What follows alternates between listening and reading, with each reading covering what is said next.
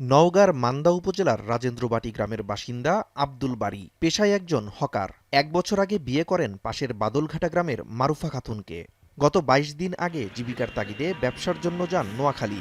পরিবারের সাথে ঈদ উপভোগ করতে একটি রডবাহী ট্রাকে অন্তত ২৬ হকারের সাথে বাড়ি ফিরছিলেন।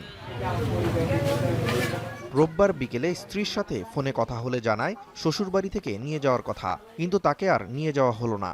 দুর্ঘটনায় স্বামীর মৃত্যু সংবাদ পেয়ে আহাজারি করছেন স্ত্রী, বারবার মূর্ছা যাচ্ছেন। ছেলের শোকে পাগলপ্রায় অবস্থা মা ময়না বেগমেরও।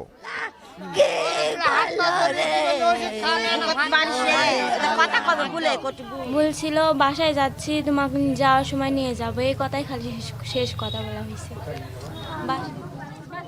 একই অবস্থা জেলার মান্দা উপজেলার পাকুরিয়া, মজিদপুর ও বাতাসপুর গ্রামেও। নিহত অন্তত ৭ জন।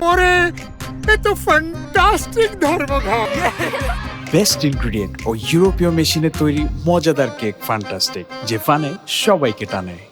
রাজেন্দ্রবাটি গ্রামের দুর্ঘটনায় মারা গেছে কারো বাবা, কারো স্বামী ও সন্তান, আবার কারো ভাই। স্বজনদের হারিয়ে কান্না আর আহাজারিতে এলাকায় নেমে এসেছে শোকের ছায়া।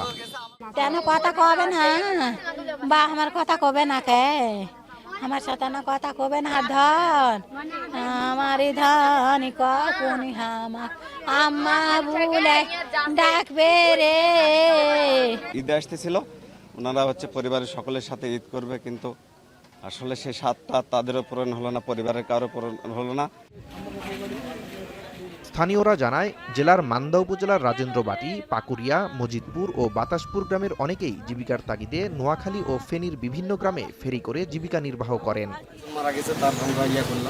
বিকেলে রাজেন্দ্রবাটি গ্রামে এসে মান্দা উপজেলার নির্বাহী অফিসার নিহতের পরিবারের খোঁজখবর নেন ও সমবেদনা জানান। পাশাপাশি নিহতের প্রত্যেক পরিবারকে সহযোগিতার আশ্বাস দেন। লাশগুলো সরকারিভাবে বুঝে নেওয়ার যে প্রক্রিয়া সেগুলো চলছে এবং সেখানে শনাক্তর কার্যক্রম চলছে। উপজেলা প্রশাসন এবং জেলা প্রশাসনের পক্ষ থেকে এই যে নিহত যে লাশগুলো আছে তাদের দাফন কাফন এবং তারা যে তাদের যে পরিবহন সেটার খরচ বেয়ার করা হবে, এটা ইতিমধ্যে আমরা এই বিষয়গুলো সম্পর্কে উদ্যোগ নিয়েছি। নিহতের পরিবার ও আহতদের সরকারিভাবে সহযোগিতার দাবি জানান স্থানীয়রা। এখন নওগাঁ।